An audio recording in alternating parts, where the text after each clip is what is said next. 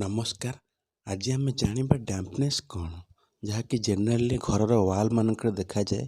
आसंतु भिडियोटी को देखिबा। नमस्कार, मो यूट्यूब चैनल को आपण समस्त को स्वागत।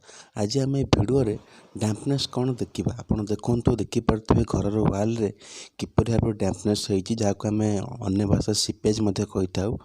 या साधारणतः दुईटी रीजन होइताए। नंबर 1 है आम जो फाउंडेशन वर्क करिताउ सेतेबेले आम डीपीसी प्रोवाइड न करिवारु एमिति होइताए। आ नंबर 2 जदि आमर घरर कौन पाइप जदि लीकेज होता है तार माध्यम सी आम ब्रिक आब्जर्व कर देता से पानी को, जहाँ मतलब घर सीपेज देखा जाता है। ये दुईट रीजन होता है। आ मु जो साइड को जाइए साइड ग्राउंड लेवल आसी माने ये डीपीसी प्रोवाइड करा जाए ना।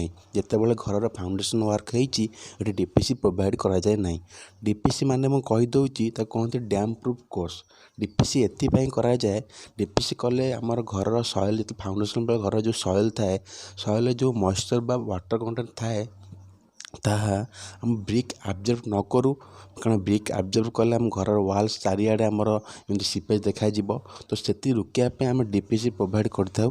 हेले बहुत गुड़े लोक से डीपीसी प्रोवाइड न करी माने कॉन्ट्रैक्टर माने घर को ओनर को ठकिया जाई डीपीसी प्रोवाइड कर तेणुक सब मन रखा हो डीपीसी प्रोवाइड करने निहाती दरकार। केते लोक कौन करती डीपीसी को लुचेवा जाए ये जो आमर घर सीपेज होती टाइल वर्क कर देता।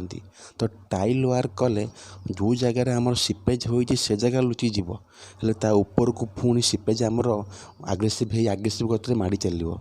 तेणुक टाइल वर्क आर सल्यूशन न थाए। लोक मैंने टाइल वर्क कर देते बेले बेले टाइल वर्क कला बेले आम देखीचु तार अपोनेट वाल रे मध्य सीपेज हो जाता है। कारण ऑलरेडी तो ब्रिक आम वाटर आब्जर्व कर सारा।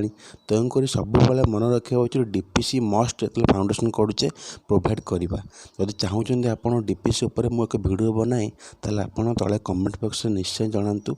मैं आशा करुँचे आपको वीडियोटी भल लगी। Please like, subscribe and share. धन्यवाद। नमस्कार।